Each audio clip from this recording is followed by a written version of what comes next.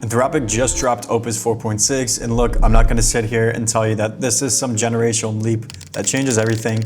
It's definitely not, but there are specific things in this update that actually matter if you use Claude for real work, especially in Claude code, and especially if you are building with Claude Bot. So instead of just reading you a changelog, I'm going to be showing you what it actually does. So the headline numbers, it now has a 1 million token context window, which is a first for any Opus model. Now it can output up to 128,000 tokens in a single response. And on the benchmarks that matter for agentic work, terminal bench, it went from 59.8 to 65.4. In OS world, went from 66.3 to 72.7. Now that does put it ahead of GPT 5.2 and Gemini 3 Pro on those specific tests. Now the other big addition is something just called adaptive thinking. Basically, the model just now decides how hard to think based on what you're actually asking. So if you have a simple question, you will get a pretty quick answer. Now if you have a complex multi-step problem, it'll spin up extended thinking automatically. Now beyond this, you can also control this manually with effort levels such as low, medium, high, and max. And for anybody who is using Claude Code, they also just shipped agent teams as a research preview where you can just spin up multiple Claude agents that work in parallel and can coordinate with each other. So think about code reviews across a big repo where each agent takes a different section. Now earlier in the video, I mentioned how this is especially important for Claude Bot. Now, why exactly that is well for three different reasons. First, the million token context. This just means that Claude Bot can handle way bigger conversations and more complex multi-step tasks without having to lose track of what is actually going on. Number two is the adaptive thinking. This means that you're going to get smarter token usage. So it's not going to burn through tokens on simple requests, which makes everything faster and cheaper. And we all know that Claude Bot absolutely eats through tokens. And number three, this is the improved tool use, which just means the automations and the builds are just more and more reliable. So if you're already using Claude Bot, this is going to be a direct upgrade to everything running under the hood. All right, now let's get into the demos. So the first one, what we're going to be utilizing here is basically just a Codebase migration. So we're going to be using Claude Code for this. What you need is to clone the Ghost CMS repo from GitHub. Now, this is going to be a real production node.js codebase. So we're talking hundreds of thousands of lines across a full mono repo. So what we're going to be doing is we're going to just type out git clone at the very beginning. So I'm just going to do that here. And then I say, I need to migrate this code base from Express to Fastify. Don't make the changes just yet. I need a migration plan first. Map out every file that imports or uses this. Identify all middleware that needs to be rewritten, flag and express specific patterns like request or res decorations, and estimate the complexity of each change on a scale of 1 to 5. Output the plan as a structured document that I can hand to my engineering team. So I'm going to run this off, make sure we're using the 4.6. If you go to the model, we can obviously see it is 4.6 selected. I'm going to trust this workspace and start running this and see what we get. All right, so this just finished up. It worked through the repo, watched it, mapped through the dependencies, crawled through the files, and produced the migration plan.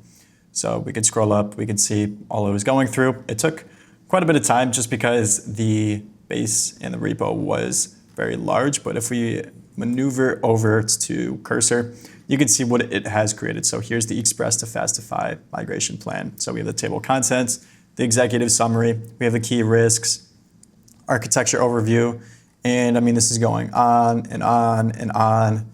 So clearly context window was not a problem here, although there is definitely over 50,000 lines of code. But in any case, it didn't get lost in the code base. Previous models, it could have started hallucinating. I mean, it's a little bit hard to say. Could have even missed the dependencies in the large projects, but 4.6 is definitely noticeably better at keeping the full picture in its head and actually tracking through the code. Also, it's worth noting that this is where adaptive thinking is kicking in here. So it recognizes that this is a very complex task and it automatically goes deep on its reasoning without you having to tell it to. Now for this next demo, Anthropic, their own team reported that 4.6 found over 500 zero-day vulnerabilities in open source code right out of the box. So I just wanted to quickly test the security throughout this. So what we're going to be doing and what you're going to be needing for this is just to clone a local AI, just an open source project that has several known CVEs. So what I'm going to be doing is I'm going to type out, so what I'm going to do is I'm going to clone this repo and I'm going to say perform a security audit of this code base focus on the input validation, the path traversal vulnerabilities, the authentication and authorization weaknesses, insecure deserialization, and any configuration parsing that could allow code execution. For each finding, provide the file path, line numbers, severity rating, and a description of the vulnerability and how it could be exploited. So I'm going to go ahead and run this, make sure that we're actually using 4.6.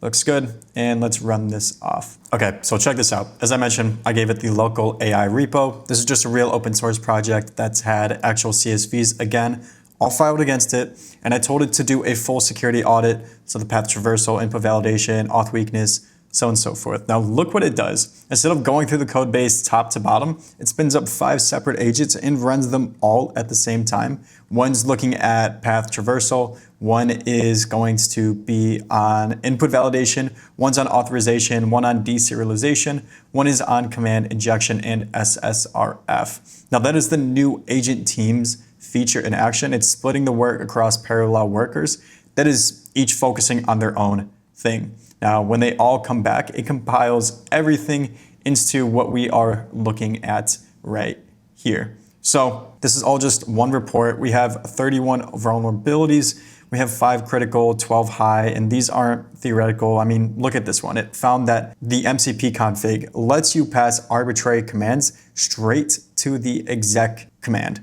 with no validation. Basically, you just upload a model config with a bash command in it, and it just runs it. Now that is the remote code execution. Now for C2, this one's pretty wild as well. There's an endpoint that just hands you the P2P federation token in plain text, no authorization required, just curl the URL and you have the keys to this network. For C5, let's scroll down. So let's just scroll down a little bit. Let's take a look at another one, H5. So this even caught a timing attack on the API key comparison. So the keys are just compared with a regular equals check instead of a constant time comparison. So you can brute force them by measuring any response times. So that is CVE 2024-7010, which is just a known vulnerability that was actually filed against this project. It found it on its own. It also mapped out a full attack chain, just compromise a gallery URL, inject a malicious model config, get code execution, all without needing any authentication. And that is the kind of thing that takes a human security researcher days to trace through. And I mean, this took maybe about 5 to 10 minutes to actually run through all of this. Very impressive. So here's where I'm gonna be straight with you. Where does it actually shine? I'm gonna be honest, it's mostly in enterprise stuff, development, security, financial analysis, really anything with long context. So if you're working with Claude Code on real code bases, this is the best model available right now, period. Now, where does it not move the needle? Well, it's going to be writing and creative tasks are roughly the same as 4.5, and there are actually a couple of small regressions where the SWE bench scores, it dips slightly, and something called the MCP Atlas benchmark for tool use also went down a very tiny bit. So it's not a clean sweep across the board. Now, pricing, it stays the same with $5 per million input tokens, 25 for output. Same price pattern model. So bottom line, this is a very solid practical upgrade, not a revolution, but if you're building things with Claude Code or running workflows through Claude Bot, then you're going to notice the difference, especially with the context window where you have the million token context and adaptive thinking alone, where this just makes real workflows possible that simply were not before. But that's it. If you got something out of this video, please like, subscribe, drop a comment. Let me know what you guys are gonna be using for yourself. If you guys are using Codex or using this, but in any case, if you're a business owner looking to implement AI in 2026, then check out the link down below in the description to book in a call with our team at Reprise. We'll come in as an AI partner, help you transform your business, increase your bottom line, and drive leverage wherever possible. But with that being said, thank you guys for watching, and I'll see you in the next video.